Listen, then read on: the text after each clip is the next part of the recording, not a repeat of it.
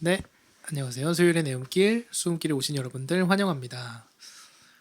자, 오늘도 고생 많으셨고요. 퇴근길 잘 들어가고 계시죠? 자, 오늘은 저희가 성경을 어떻게 읽어야 하는가라는 주제로 얘기를 해볼 건데, 오늘 게스트는 특별한 두 분을 모셨습니다. 놀라실 수도 있는데, 유은진 씨와 최희철님 모셨습니다. 와, 깜짝 놀라셨죠? 와, 제가 또 오랜만이죠, 이렇게 저희? 왔습니다. 오랜만이죠? 저희 너무 오랜만. 풍삼하고, 얼마 만이죠 이게? 아, 그러네요. 와, 어떻게 출근 요새는 퇴근할 만하세요? 강남에서 퇴근하시는데 아 죽겠습니다. 못 타고 퇴근하세요? 강남에서 네, 강남역에서 중랑역? 네. 지하철? 음. 집까지 말하세요. 아니 역 전체가 집이에요? 중랑역 전체가 굳이해요. 역에 사. 중랑역 전체가 아주 그냥 거기서 땅인가봐. 제 나와버리니까 이제. 오, 거기서 아니. 안 노는 것 같던데. 네. 친구 없잖아요 거기. 아예 없어요. 못 타고 와요. 지하철? 네, 지하철 타고 왔다 갔다 하는데 사람 너무 많고. 저도 신논현에서 청량리 가는데 그 왕십리에서 중앙선 타는 게 진짜 헬이야. 거기 사람 너무 많지. 진짜. 그래가지고 너무 힘들더라고. 차라리 왕십리에서 121 타는 건 그래서 그거를 고민해봤는데 또 밖에 111 타러 가는 길이 조금 길잖아요. 그래도 맞아. 길도 하나 건너야 돼요. 그래가지고 항상 고민하다가 그냥 중앙선 타는데 형은 나는 지금 아니. 상암. 상암? 상암은 그래도 한 번에. 오. 경의중앙선 한 번에. 차 안 갖고 다니세요? 차 갖고 다니면은 이제 차로 갖고 가고 어. 가끔 이제 지하철 탈 때는 경의중앙선으로 가죠. 차는 오. 그럼 얼마나 걸려요? 시간이 출퇴근? 7시 내가 나오는 시간이 6시 한 15분? 아침 내려서 엄청 일찍 저녁 나가시네. 저녁. 아침 6시 15분에 출근한다고요? 당연하게 저녁으로 생각하죠. 아침 6시 15분에 나간다고요? 아침 근데 왜 이렇게 6시 일찍 나가세요? 15 차가 밀리니까 그 이후에 나가면 너무 충격적이다. 그러면 그러면은 지하철 타는 게 나을 수도 있겠다. 한 40분? 그럼 그래서- 출근이 몇 시예요? 출근은 마음대로 해요. 자율 출퇴근이라서 그래서 좀 일찍 나가시네요. 낮에 나오려고. 그래서 퇴근을 4시에 하면은 그러면 이제 그때도 덜 밀릴 때니까 네. 오전을 괜찮네요. 투자해서 좀 오후를 그쵸 버는. 아, 그 출근은 한 40분에서 한 45분 걸리고 퇴근은 한 50분에서 1시간 정도 걸리고 요즘 그래서 차 끌고 다니세요? 아니면 지하철 타고 다니세요? 요즘에 아침에 일어나는 거 보고 좀 이제 출근 시간 걸린다 그러면. 늦게 일어났으면은 그냥 지하철 타고 좀 맞아. 제 시간에 일어났으면은 차 끌고 나가고 그럽니다. 그래도 차가 좋으면서도 힘든 것도 있잖아요. 운전하면 확실히 피곤하니까. 운전을 좋아하는데 그런 도로 위에서 차 많을 때 그렇죠. 그런 막 사고 날까봐 그런 스트레스 때문에 그래서 차 밀리는 구간에서는 잘 안 하려고 해요. 그 지하철에 사람 엄청 붐비는 가운데 껴있는 게 더 힘들어요? 아니면 운전 오래 하는 게 더 힘들어요? 그래서 지하철도 사람 없을 때 확실히 개발자시다 보니까 if 내가 일어난 시간이 몇 시 이전이면 라이더 카. 그쵸. if 그래서 지하철 시간이 한 7시쯤에 일어나면은 대박이다. 7시쯤에 일어나면 오히려 더 자요. 8시까지. 출근이 그래가서- 자유로우니까 너무 좋겠다. 그거 그냥 애플리케이션 만드셔도 되겠는데? 고민할 필요 없이 시간만 입력해놓고 나 몇 시에 오늘은 차 타라, 출근하지? 지하철 타라 나오게. 이게 개발자의 삶인가? 멋있습니다. 대단하다.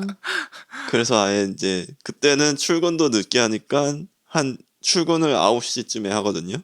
그러면은 지하철에 별로 사람이 없어요. 맞네. 9시인데 9시 다 왜? 되면 9시 다 될 9시에 쯤이면 사람들은 출근해 있으니까 그러니까. 보통. 그 퇴근을 한 8시? 그때 하면 이제 사람들 한 7시, 6시에 퇴근하니까 8시엔 또 많이 없죠.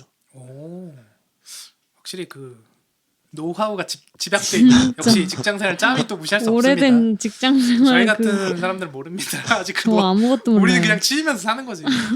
힘들어 이러면서. 앉지도 못하고. 이제 자율 출퇴근해서 좀 이렇게 편하게 하고 있어요. 예전에는 좋겠다. 그냥 되게 힘들게 했었던 때도 많은데 좋아졌죠. 네, 어쨌든 네. 오늘은 뭐 무슨 주제로 얘기를 할 건가 하면은 성경을 어떻게 읽어야 되는가라는 굉장히 추상적이면 추상적인 내용인데 이것도 책을 좀 소개해 드릴 거예요. 그러니까 어떻게 성경을 읽어야 되는지에 대해서 간단하게 얘기를 해볼 건데 이게 되게 어떻게 보면 기초적인 얘기거든요. 네. 근데 많은 분들이 이걸 모르고 이제 성경을 그냥 읽기 때문에 교회 안에서 되게 많은 문제들, 그러니까 특히 해석적인 문제들이 많이 일어나는 것 같아요. 그래서 오늘 요약을 해드릴 책은 성경을 어떻게 읽을 것인가. 제목이 이거예요. 이게 누가 쓰신 거냐면 고든 D. P. 더글라스 스튜어트라는 두 분이 쓰신 건데 고든 D.P랑 두 분이에요. 더글라스 스튜어트 이렇게 두 분인데 그러니까 고든 P 같은 경우는 신약학자시고요. 리젠트 칼리지의 명예 교수로 계신 분이고요. 공저자인 이제 더글라스 스튜어트는 구약학자시고 이제 고든 코넬 신학교의 교수님으로 계신 분. 신구약. 그렇죠. 그러니까 어쨌든 이 책이 이상한 책이 아니다 이런 얘기예요. 네. 그래서 뭐 이 책 전체를 소개해드리는 건 아니고요. 앞부분 이제 서문이랑 챕터 1 내용만 그 부분이 좋아가지고 요약을 좀 해드리려고 해요. 네. 이제 나머지 뒷내용은 이제 어떻게 그 방법들을 직접 적용하는지 뭐 이런 얘기이기 때문에 앞부분의 기본적인 내용만 오늘 얘기를 해볼게요. 자, 성경을 제대로 읽기 위해 필요한 작업. 빠밤. 주해와 해석이라는 게 있어요. 한자라서 좀 어려울 수 있어요. 벌써 주해, 힘드네요. 주해, 해석. 해석은 알잖아요. 해석은 알죠. 자, 이분들이 뭐라고 하냐면 성경을 제대로 읽기 위해서는 주해라는 작업과 해석이라는 작업 둘 다 필요하다고 해요. 네. 그러니까 주해라는 건 뭐냐면 본문의 본래 의미를 밝히는 일이에요. 그러니까 본문이 어떤 시대적, 어떤 문화적 배경에서 어떤 의미를 가지고 쓰였는가 이거를 파악하는 게 주해. 그게 해석인 줄 알았어요. 그 해석은 주해된 본문을 그러니까 성경이 말하고자 하는 본래 의도를 네. 우리가 우리 시대 상황에 어떻게 맞춰서 어떻게 적용하는지 그러니까 어떻게 우리 상황에 맞춰서 해석하는지 그게 해석인 거고 조금 달라요. 그러면 약간 이렇게 생각할 수도 있어. 주해라는 작업이 전문가만 할 수 있는 작업이냐. 왜냐면은 그 시대적 배경 알아야 되고 문화적 배경 알아야 되고 그럼 뭐 고대 문서 다 읽어야 되고 성경 2000년 전책이니까 공부를 좀 해야 될 것 같은데요? 하고 싶어요? 해주세요. 해서 알려주세요. 네, 그래서 비전문가들도 할 수 있는 작업이냐라는 의문이 들 수도 있는데 여기 저자들은 적절한 질문을 던지는 방법만 알면 비전문가들도 주해를 충분히 할 수 있다고 해요. 그래서 아직은 감이 잘 안 오시죠? 전혀. 그러면 좀 더 자세히 살펴보기 전에 이 책의 1장에서 말하고 있는 성경 해석의 필요성에 대해서 한번 얘기를 해볼게요. 네. 그러니까 많은 사람들, 그러니까 특히 이제 근본주의자들 있잖아요. 좀 극단에 계신 분들 있잖아요. 그런 사람들이 이제 성경을 해석할 필요가 어딨냐.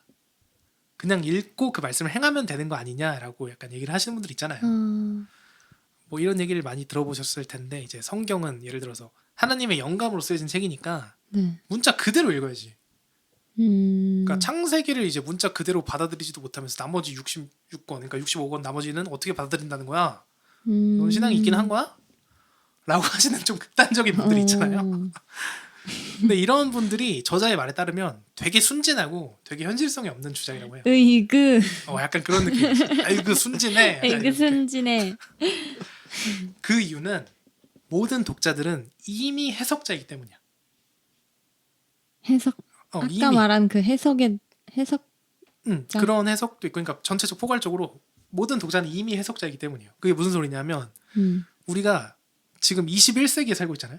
네. 2022년. 그리고 어디 살고 있어요? 대한민국 서울에 살고 있잖아요. 네. 그럼 우리는 어떤 것을 인식을 할 때 어쩔 수 없이 우리 시대적 상황이랑 우리 문화적 상황, 개개인의 경험 같은 거에서 자유로울 수가 없어요. 이미. 성경뿐만이 아니고 모든 것을 보고 우리가 인풋으로 들어올 때 그거를 내가 해석할 때 거기서 자유로울 수가 없어요. 그래서 예를 들어보면 첫 번째 예로 십자가라고 하면은 우리가 보통 기독교 미술이나 영화 이런 거 상징 이런 거에서 이제 본 모양을 떠올리는 경우가 많잖아요. 그래서 이렇게 십자가 모양하면 이렇게잖아요. 네. 근데 사실 역사적으로는 십자가는 T자형일 모양일 확률이 더 높대요. 진짜요? 목 부분이 이렇게 올라와 있지가 않은 거지. 아. 네. 그래서 이처럼 우리가 이미지를 떠올릴 때 우리가 살고 있는 이 시대와 문화에서 학습한 그런 것들이 되게 많이 우리 인식에 박혀 있는 거죠. 생각보다 많이. 그러니까 또 다른 예로 우리가 초대교회에서 예배를 드렸다라고 하면 2000년 전에 마치 뭐 지금처럼 의자가 이렇게 긴 게 있고 장의자가 뭐 설교 강단이 있고 이런 데서 예배를 드렸을 거라고 약간 이미지가 떠오르잖아요. 근데 사실 초대교회는 대부분 가정 예배였다는 거. 그러니까 이처럼 역사적인 사실이나 우리가 살고 있는 상황 이런 게 다 다르기 때문에 해석은 이미 굉장히 다른 거야. 그러니까 우리가 아무 생각 없이 성경 글자 그대로 읽어도 미국 사람들이 읽는 거랑 다를 수밖에 없다는 거야. 해석이. 그런 뜻이 모든 독자는 이미 해석자다. 근본적으로 이런 말이에요. 그래서 어떻게 보면은 그런 선입견에 우리가 빠져 있을 수밖에 없고 좋든 싫든 이미 해석이 들어가고 있는 거야. 그리고 또 다른 문제가 하나 있는데 이미 번역 성경 자체가 이미 개역 개정 4판 자체가 이미 해석된 결과물이라는 거예요. 아 이미 약간 네. 그거를 번역한 그 사람의 원문이 원래 해석대로? 히브리어랑 헬라어잖아요. 네. 근데 번역가들도 인간이고 우리보다는 뭐 훨씬 전문가들이겠지만 뭐 그분들의 해석에 따른 단어 선택, 뭐 문장 배열 이거를 이미 한번 거친 거를 우리가 보는 거기 때문에 번역 성경을 본다는 것 자체가 이미 해석된 거를 보고 있는 거죠. 네. 맞아요. 그래서 아직까지 이제 대부분의 아까 그런 분들, 극단적인 분들은 모든 것을 이제 문자 그대로 읽는 게 좋은 신앙이라고 할 수도 있는데 사실 제일 성경을 문자적으로 읽는 사람들은 누구냐면 이단들이에요. 이제 거기서 나오는 뭐 뜻풀이, 짝풀이, 뭐 비유풀이 이런 거 있잖아요. 신천지가 하는 거. 그것들이 이제 다 한글로 써져 있는 이런 본문의 문자적인 단어들을 이렇게 취사 선택해가지고 자기들 입맛에 맞게 쓰는 거예요. 그러니까 성경에 대한 연구가 아예 없는 거죠. 오히려 거기는. 많이 하는 것처럼 보이지만. 거기는. 자, 그래서 이제 필요성에 대해서 납득을 했다면, 그러니까 왜 해석을 해야 되는지에 대한 거기에 납득을 했다면 다시 주해와 해석으로 돌아가야 되는데 네. 먼저 주해. 그 시대적 상황과 문화적 상황을 다 알고 하는 거라 그랬죠. 네. 최고 수준의 주해, 그러니까 제대로 된 주해를 하려면 성경의 원어인 히브리어도 알아야 되고 유대교에 대해서도 알아야 되고 셈, 뭐 그리스, 로마 문화적 배경, 고고학적 지식 뭐 이런 거 다 알아야 돼요. 분석학, 통계학 이런 거 못해요. 못하죠. 근데 저자들은 이 쓴 분들은 그걸 연구하는 전문가들의 결과물을 우리가 볼 수 있다는 거죠. 찾아보거나 뭐 논문이 될 수도 있고 논문까지 빡세면 책 이런 것도 다 책이니까 뭐 그런 거를 찾아보면서 우리가 그런 걸 충분히 할 수 있고 또한 비전문가로서 할 수 있는 제일 좋은 방법은 전문가에게만 기대지 않고 적절한 질문을 던지는 거. 아까 맨 처음 얘기했던 거. 그 질문을 스스로한테 던지는 거예요? 처음에는 스스로겠죠. 읽다가 이거 왜 뭐지? 이런 거. 처음에는 스스로고 그 다음에는 뭐 동역자들, 목사님, 안 되면 뭐 이런 책을 읽어 찾아볼 수 있는 거고 이렇게 질문을 던져보는 거죠. 그러니까 아까 말했듯이 그냥 문자적으로 읽는 게 습관이 되는 게 아니고 약간 비판적으로 읽는 거죠. 그러니까 성경을. 네. 그래서 모든 성경 구절을 읽을 때 던져야 될 대표적인 두 가지 질문이 있는데 첫 번째는 역사적 맥락이 무엇이냐 이거예요. 그러니까 이 저자와 독자들, 그러니까 성경도 그 시대 사람들을 읽으라고 쓴 거잖아요. 사실 그 시대는 우리 2000년 뒤에 우리 읽으라고 쓴 건 아닐 거 아니야. 우리도 읽으라고 쓴 거 아니에요? 그런 면이 있긴 한데 1차적인 독자는 그때 그 시절 사람들이잖아요. 네. 그러니까 그 사람들이 처한 시대와 문화, 지리, 뭐 지정학적 요인, 정치적 요인 이런 게 꽤 중요하다는 거예요. 그래서 목사님들의 설교 같은 게 대표적으로 그런 주해 작업을 하신 거거든요. 목사님들이. 그래서 우리한테 풀어주시잖아요. 네. 그래서 성경 내뿐만이 아니고 성경 밖에서도 우리가 알아야 될 사실들이 있다는 거예요. 성경을 읽으려면. 그리고 두 번째로 던질 수 있는 대표적인 질문은 문학적인 맥락이 무엇인가? 문학적인 맥락. 이게 가장 중요한 부분인데 왜냐하면 전문가의 도움 없이도 우리가 좀 해낼 수 있어. 그래요? 왜냐면 문학적인 맥락이라는 건 말 그대로 문맥이거든요. 그래서 앞뒤 문맥을 대표적인 게 있어요. 욥기 8장 7절에 네 시작은 미약하으나 끝은 창대하다 있죠. 이거는 다들 아시죠? 워낙 유명해서. 네. 이게 막 개업하면 크게 막 걸어놓고 이러시잖아요. 근데 그게 이제 그걸 위한 게 아닌데 그쵸? 오히려 부정적인 말이거든요. 앞뒤 다 자르고 저주를- 그것만 봤을 때는 되게 좋은 말인데 그쵸? 그게 앞뒤를 다 같이 보면은 그렇게 맞아. 걸어놓을 수가 없는 맞아. 구절이. 치워. 맞아. 아직도 뭐 걸어놓으신 분들 많으실 텐데. 빨리 떼세요. 그러니까 성경을 그렇게 구절만 읽으면 문맥을 파악을 안 하고 읽어버리면 음. 이런 약간 그게 이단들이 쓰는 방법. 그쵸? 어떻게 보면 그런 거고 그게 되게 좀 안타까운 일이 생기는 이단들 이렇게 1차원적으로 한다고요? 그럼요. 오. 거죠. 이거보다 근데 좀 더 치밀하게. 그렇죠. 치밀하게 이거보단 하는데 치밀하겠죠? 근데 이제 파고 들어가면 이제 그들도 막히니까 그런 사람들은 이제 포기하는 그쵸. 경우가 생기는 거고. 그래서 약간 문맥을 파악하는 게 꽤 중요해요. 그래서 저는 그런 사람도 있어요. 저도 마찬가지인데 우리가 신년 되면 신년 말씀 뽑기 하잖아요. 네, 한 구절. 네. 우리도 했나? 말씀 말씀 뽑기? 카드 말씀 해- 카드. 네. 했나요? 안 저희는 했어요. 했어요. 안 했어요. 올해는 올해는 작년에도 안 안 했던 것 같은데. 아 그래요? 안 한 지 꽤 됐죠. 교회 자체에서도 안 하나? 교회에서는 하지 않았나? 교회 자체에서는 안 했나? 코로나 때문에 안 했나? 안 한 거 같은데. 근데 그것도 생각해 보면 나쁜 말씀이 하나도 없어. 다 어디서 좋은 말씀만 모아가지고 그 중에 하나 뽑으면 왠지 기분이 좋아 그냥. 그쵸. 새해부터 좋은 왠지 말씀만. 위로가 되고 무슨 멸망하리라 이런 건 없어. 그런 그러니까. 거 왜 넣어놔? 근데 좋은 말 써놔도 내가 마음에 안 들면은 마음에 좀 그런데 맞아. 맞아. 나쁜 말 써놓으면은 얼마나 또 정말 안 좋겠어. 그러니까 그게 문맥을 고려하지 않은 또 안 좋은 예시 중에 하나일 수 있는 거죠. 그쵸. 약간 나한테 맞으면 괜찮은데 큐티도 그래 약간 어떻게 보면은 그러니까 매일매일 하는 건 잘라놓은 좋은데 거니까. 그러니까 매일매일 하면 연결되잖아요. 네. 듬성듬성 하면은 그리고 꼭 그날에 그거에서 꼭 뭔가 주제 교훈을 하나 찾아내잖아 큐티책은. 맞아. 그러니까 그러다 보면 어쩔 수 없이 억지로 만들어내는 그런 게 조금 있거든요. 이제 그런 게 좀 안 좋을 부작용이 있을 수 있다는 거죠. 옛날에 이런 사람도 있었어. 성경을 진짜 힘든데 랜덤을 펼쳐서 보이는 거에 내가 이게 하나님 말 이런 사람도 있었다니까. 정말 안 좋은. 진짜 근데 약간 그 와중에 그거 아니에요? 딱 폈는데 마음에 다시 안 한번. 들면 그러니까 다시 한번. 그 페이지에 마음에 드는 게 없어. 다시 없던 일로 다시. 네, 그냥 그런 것들 이런 거는 이제 충분히 전문가가 아니어도 해낼 수 있다는 거죠. 훈련이 좀 되면. 그러니까 마인드만 있으면 한 구절만 읽지 않겠다. 앞뒤로 조금만 읽어보겠다 이런 거. 그 정도는 하죠. 해야죠. 그리고 뭐 사실 도구의 문제도 있어요. 그러니까 도구라고 하면 번역본. 그러니까 우리는 개역개정 4판을 쓰고 또 외움길에서는 세 번역이었나?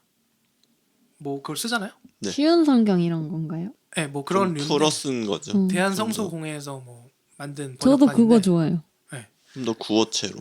그러니까 어느 하나를 뭐 제가 이거가 좋다라고 하는 게 아니고 여러 가지 번역본을 사실 같이 보면 좋은 거죠.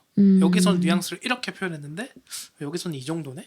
내가 생각했던 그 정도로 안 세네. 약간 이런 거 있을 수도 있고.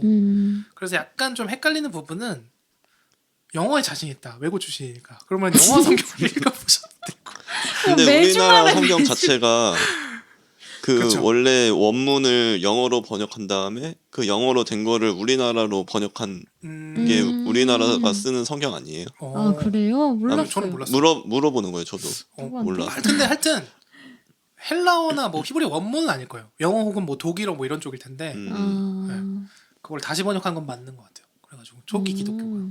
하여튼 뭐 만약에 진짜 영어에 자신 있으시면 영어도 몇 개 있어요. KJV랑 뭐 NIV 이런 게 있어요. 맞아요. 그래서 그런 거 좀 근데 어쩔? 그게 꽤 진짜 도움이 될 때가 있어. 영어로 읽는 게 가끔. 그래요? 역시 그게 차석. 뜻을 좀 더 아니 나는 내가 말한 거 아닌데 너무 억울해. 내가 말한 거 아닌데 역시 법대. 어쨌든 네. 주해라는 게 그런 거다. 아하 그 당시에 시대적 문화적을 알면 좋은데 우리가 다 공부하기 어려우니까 나와 있는 논문, 연구 논문, 책 이런 걸 조금 참고하자. 근데 그런 걸 하려면 질문이 나와야겠죠? 그냥 무턱대고 찾아보는 게 아니고 내가 읽다가 의문이 드는 게 생겨야 되니까. 그래서 질문을 좀 하자. 성경을 읽으면서.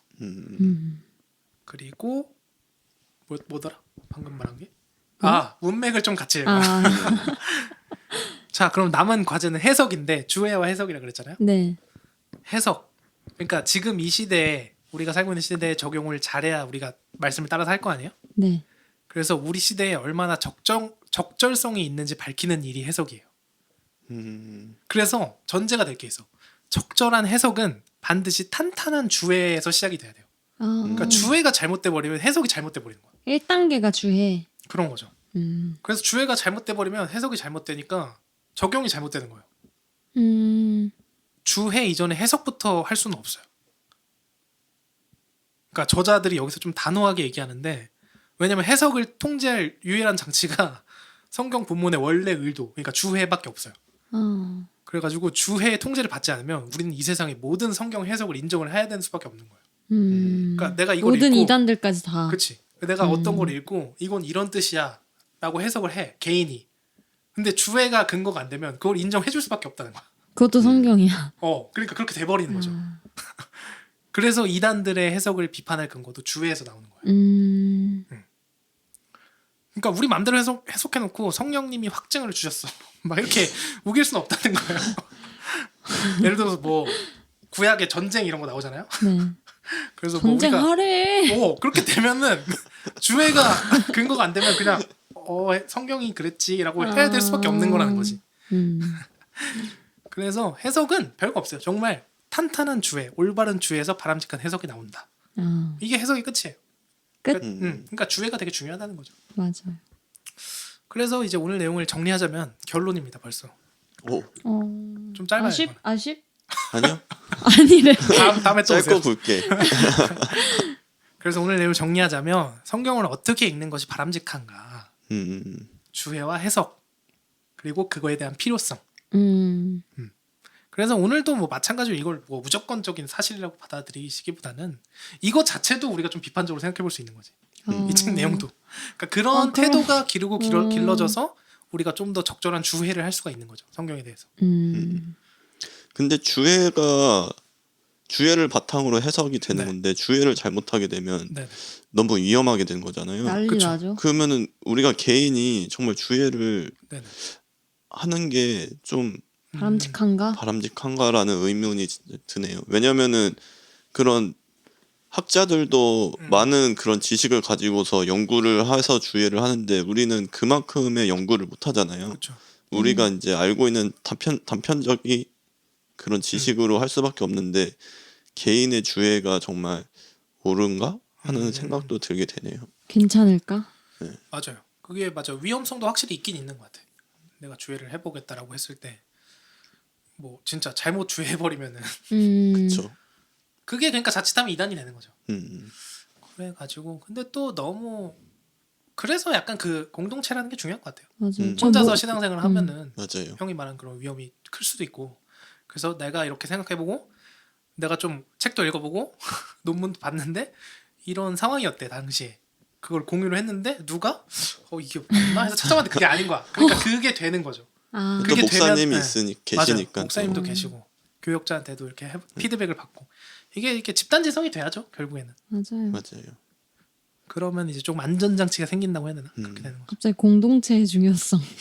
그렇죠. 교회는 혼자 다니면 위험해. 맞아요.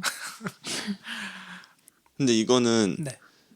지금 내용이랑 좀 다르게 네. 개인적인 궁금증인데 네네. 좋아요. 성경 자체가 네. 저는 이제 뭐 하나님의 그런 어떻게 표현하지? 어쨌든 인간이 스스로 만든 건 아니고 어쨌든 하나님이 이렇게 영적인 것을 주셔서 쓰기도 썼지만 네. 어쨌든 엄청 많은 그런 문서들이 있잖아요. 그렇죠. 그거를 가지고서 이제 거기서 추려가지고 또 성경이란 걸 만든 거잖아요. 네네. 그래서 보면은 우리 사복음서라고 하는데 복음서도 사복음서 외에도 여러 가지 그렇죠. 뭐 도마복음이든지 복음서가 많은데 그거를 이제 성경이라는 걸로 묶었는데 이게 빠지거나 추가되는 게 왜 아직까지 없을까 하는 그런 건 궁금증도 좀 있었어요. 그쵸. 성경은 어떻게 66권 그대로 계속 갖고 가게 되는 걸까? 그게 아무래도 약간 아까 말했던 그 주해를 하시는 전문가들이 합의를 한 거겠죠. 그러니까 인간의 합의로 일단 결정이 된 거겠죠. 근데 계속 학자들이 연구를 하면서 네. 이걸 보면서 이런 성경 이런 거는 이런 문서는 또 성경에 들어가는 게 맞은 맞지 않을까 하는 혹은 빠지거나. 네, 빠지거나 그런 일도 있지 않을까 하는 궁금증. 그렇겠네요. 글쎄요. 아직까지 뭐 그런 합의가 일단 없었으니까 안 됐겠죠. 너무 위험하기도 할 테고 그래서 그런 건지. 그리고 아무래도 확실히 이게 2000년 동안 굳어진 네. 그 약간 고인물이라는 게 그런 측면이 있긴 있을 것 같아요. 그러니까 어떤 학자가 이거는 빼도 될 것 같다, 혹은 이건 넣어도 될 것 같다라고 했을 때 그 누구도 약간 그 2000년 동안 있던 건데 이렇게 아니 그러니까 그거보다는 이게 굳어지다 보니까 진짜 고착화가 된 거지. 그러니까 개혁개정조차도 4판이 나온 지가 지금 엄청 오래됐잖아요. 근데 번역본조차도 다음 게 안 나오는데 성경 자체를 빼고 넣는다라고 하는 거는 훨씬 더 어려운 일일 거 아니에요.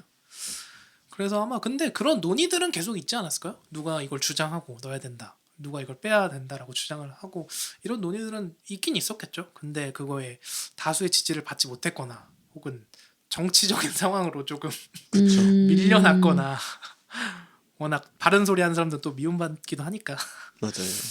글쎄요, 뭐 그런 상황이 있지 않았을까 추측이 되네요. 그래서 뭐 저도 뭐 위경이라고 하잖아요. 정경이 있고 위경. 그러니까 66권의 정경이 있고 위경이라고 그거에 들어가지 못한 네. 오래된 문서지만 뭐 하나님의 말씀이라고 보긴 조금 애매한 그런 게 있대요. 그래서 뭐 마카오 복음서인가? 마카오? 복음서도 되게 여러 가지가 있잖아요. 마카오? 전 잘 몰라요. 그 포로기 사이에 한 두 권짜리가 천주교에는 있다고 알고 있거든요. 그리고 도마가 쓴 도마복음이라는 것도 있는데 예수님 어록을 모아놓은 거. 그것도 되게 오래된 문서거든요. 1000년이 넘은 문서인데 그것도 인정을 못 받았다고 알고 있어요. 정경으로는. 그러니까 뭐 그런 것들이 찾아보면 많은데 어쨌든 뭐 기독교가 너무 고인물이기도 하고 아까 말했듯이 보수적이고 어떤 다양한 이유로 그런 게 수정이 되기는 어렵겠죠. 그래서 아까 말했듯이 성경 문자 하나하나를 그대로 봐야 된다라는 사람들은 조금 충격적이실 수도 있는 거죠. 우리가 이런 얘기를 했다는 것 자체가. 근데 너무 또 그렇게 받아들이지 마시고 좀 열려있는 마음으로. 네. 그렇게. 근데 이런 얘기를 또 생각하면 재밌으니까. 네. 어쨌든 성경을 읽을 때 좀 이렇게 읽으셔야 된다. 너무 문자 그대로 읽지 마시라고 오늘 말씀을 드린 거고요. 네. 또 뭐 얘기할 거리가 있어요? 있어요? 없어요. 앞으로 이 콘텐츠를 계속 올리는데 약간 조금 더 추가할 만한 거 없을까? 너무 책 내용 말고 조금 책 말고 잡담까지는 아니어도 약간 그냥 신앙적인 궁금증 그런 것도 좋죠. 그런 거 이제 받아가지고 얘기해보는 아예 컨텐츠를 오 댓글로 받아서 댓글로 받던지 좋은데? 아니면은 뭐 아니 그러니까 보내주세요 이렇게 하든지. 하루에 한 편이 올라가잖아요. 네. 그럼 메인 컨텐츠가 있고 오늘 했던 책처럼 약간 그것만 하고 끝내면 너무 딱딱하니까 약간 짧게 뭐 할 만한 게 없을까? 앞뒤나 뭐 중간에 예를 들어서 이렇게 끝났잖아. 안녕히 계세요 이렇게 하면 조금 갑자기 너무 책만 하고 끝나는 것 같으니까. 지난주 청취자 이벤트 그런 거 지난주에- 괜찮다. 뭐 알아서 그 자세한 건 알아서 지난주 청취자 이벤트 하긴 이게 라이브는 아니니까. 그리고 약간 조금 중간중간 뭐 찬양이나 갑자기 그 갑자기가 안 되게 주회가 중요하다는 겁니다. 찬양하시겠습니다. 아니 뭐 듣고 오거나 약간 찬양하고 듣고 오시겠습니다. 근데 그럼 괜찮네. 그래도 좋을 것 같다는. 좋아요. 중간에 찬양 듣는 것도 괜찮네. 청취자 오빠 말대로 청취자 사연이나 궁금증 이런 거를 받아. 그거는 아예 그래서 하루 Q&A로 할까? 한 하루? 메인으로. 그런 거 해도 그것도 괜찮고. 괜찮지. Q&A. 얘기가 길어지면 만약에 신앙적인 궁금증에 대한 그런 거 할 거면 전도사님을 모시고 특별히 CS 타이거님 모시고 왜 CS 타입이야? 최승범 최S승 마음에 안 들어요? 아직 녹음되고 별로야? 있어요? 여기에 녹화도 되고 있어요. 이미 뉘앙스 다 들켰어. 여기 무슨 감시당하고 있는 것 같아. 그러면 오늘은 뭐 어쨌든 이 정도 얘기로 오늘 주제 마무리하는 걸로 하고요. 그럼 오늘 수음길은 여기서 인사드리도록 하겠고요. 여러분 오늘 하루도 고생하셨고 조심히 들어가세요.